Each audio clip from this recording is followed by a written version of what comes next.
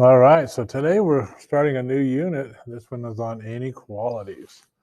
So let's get right with it. We've talked about inequalities a little bit before, but maybe not quite in this way.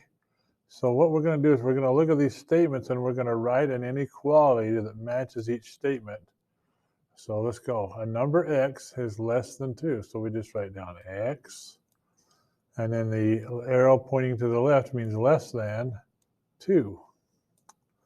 Okay, number 2, a number m plus 4 is greater than or equal to 7. So a number m plus 4 is greater than or equal to 7. Seems like we've done this before, but when we were doing them, we were probably doing equations and we just had all equal signs. But now we've got this idea of greater than or less than and that kind of thing. All right, 10 is no less than a number q multiplied by 6. So 10, if 10 is no less than, that means it's greater than or equal to the number q multiplied by 6. And this is a 6. Kind of looks like a funny looking number there. So sometimes you have to kind of look at the wording. No less than means greater than or equal to. So keep that in mind. Okay, this last one, 4 times a number p is more than 24. So 4 times a number p is more than 24. So that would look something like that. So there's how you write some inequalities from a written statement. They're pretty straightforward. You just have to read them, think about the words, and write the inequality symbols. Okay, so today we're going to solve one-step inequalities and then maybe graph a few of them as well. So here's how it goes. If we have x minus 6 is greater than or equal to negative 10, we think of that inequality symbol as just like our Great Wall of China that we've been looking at before. We add 6 to both sides to get x by itself. And when we do that, we end up with x is greater than or equal to negative 10 plus 6, which is negative 4. And then if we graph it, Madeline Durant, please come to the attendance office. Madeline Durant, please come to the attendance office. So if we graph it, we just get on our coordinate system and let's say we call this negative 4. And we know that all the numbers greater than or equal to negative 4 are a solution to this inequality. Okay, how about this one? Well, the negative 2 that's going associated with the b is in front of the b, so we have to look and say, oh, that's a minus 2. So to move it to the other side of the inequality, we have to add 2. And that cancels that out, and that will leave us b is greater than negative 9 plus 2 is negative 7. So we just get to decide on our graph where negative 7 is. And we know that in this case, b is greater than negative 7. So we put a circle around negative 7 and then an arrow pointing to the right to indicate greater than negative 7. All right, this time the inequality has been put on the right side of the inequality symbol. Here's our Great Wall of China. So we're going to have to subtract 5 from both sides to solve this inequality. And 15 minus 5 is 10. And that means 10 is less than or equal to m. And then those 5s cancel each other out. So how would we do that? We would go to the number 10. Let's say this is number 10 on our coordinate system, or on our number line. And then we got to read this carefully. This is m is greater than or equal to 10, because this is written kind of backwards. So the arrow is actually going to point this way. These are all the numbers that are greater than or equal to 10. All right. All right, this one's written a little more like we're used to seeing without things being rearranged in some different fashion. So we're going to subtract 8 from both sides, which will cancel that out. And that'll leave us with k is less than or equal to negative 3 minus 8, which is negative 11.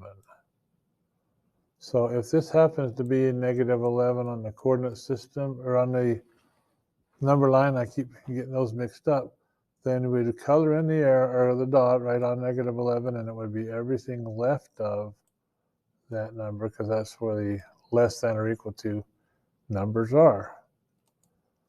All right, so you could see some problems like this as well on our assignment. For each value of v, determine whether it's a solution to v minus 28 is less than 9. So in this case, we would have to add 28 to both sides. Add 28 to that side as well.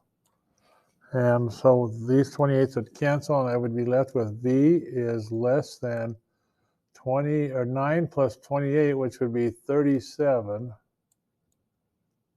So every number on this little chart then that is less than 37 would be a solution.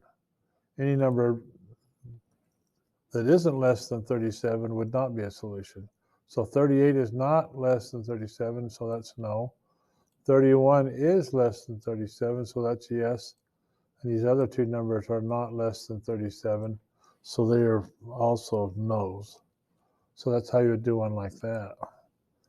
All right, what if we're multiplying or dividing? So let's divide, and to undo a multiplication, keep in mind this is the Great Wall of China.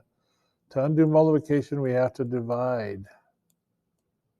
So instead of add or subtract, so this I'll be left with just b is less than or equal to 36 divided by 4, which is 9. So we'll just mark a 9 here on our coordinate system. And this says all the numbers less than or equal to 9, so we're going to put a nice big closed-in dot on the number line, and then an arrow pointing to the left to indicate all the numbers less than or equal to 9. All right, on this one, we're actually dividing by 7, so to undo dividing by 7, we multiply by 7. So we multiply both sides by 7. Please come to the attendance office. Madeline Durant, please come to the attendance office. All right, so when we divide by 7, we end up with n is greater than or equal to negative 1 times 7, which is negative 7. So if this is negative 7 right here, and then we want to show every number greater than or equal to that number, we would color it in a dot on the number line and have the arrow going off to the right in that fashion. Okay, now we've got to talk about something that's kind of important as we wrap things up here. We know that 15 is greater than 10. That's pretty obvious. But what if we divide each of those numbers by a negative number, like negative 5? 15 divided by negative 5 would be negative 3. And 10 divided by negative 5 would be negative 2. And we notice right away that negative 3 is actually now less than negative 2. So this brings up a kind of an interesting point. What if in your process of solving an inequality, you divide by a negative number or multiply by a negative number to solve? And the rule is this. The special rule for solving inequalities when multiplying or dividing. When solving an inequality, if you have to multiply or divide both sides by a negative number, you must reverse the direction of the inequality arrow. So when it comes to inequalities, they're just like equations except for this very rule. So let's try one. So in this case, we're multiplying by negative 9, so we have to divide by a negative 9 to solve this inequality. And by doing that, we have to follow the rule of you have to switch the direction of the arrow. And 63 divided by negative 9 is negative 7. So if this happened to be negative 7 on our number line, well, we better do that a little bit differently. If this is negative 7 on the number line, then all the numbers less than negative 7 would be over here, like that. So let's try one with where we have to multiply. So in this case, we have to multiply both sides by negative 4 to cancel out these negative 4s. Multiply by negative 4, And when we multiply or divide by a negative, like we learned just a few moments ago, we have to reverse the inequality symbol. So we change this direction. A negative 7 times negative 4 is positive 28. So then, if this happened to be 28, our solution would be an open circle at 28 and all the numbers pointing to the right, like that. Okay, let's see how many more we've got. Okay, we've got 2 more. Let's just do those real quick. So we're going to multiply by negative 4, multiply by negative 4, and that ends up being positive 12. We reverse the inequality symbol and cancel the negative 4s there. So this is all the numbers greater than or equal to 12. It's written backwards, so we have to make sure that when we do this, we recognize that the arrow is actually going to be pointing in this direction. And then the last one, we're going to divide by negative 3. Divide by negative 3. And negative 24 divided by negative 3 is positive 8. And we had to reverse the inequality symbol. And negative 3 divided by negative 3 is just a positive x. So this is telling us that x is greater than or equal to 8. So if this happened to be 8 on the number line, we would have a closed circle, and all the numbers to the right of that would be a solution to that inequality. All right, so that's our assignment today. One-step inequalities, number 76. Good luck, and thank you very much.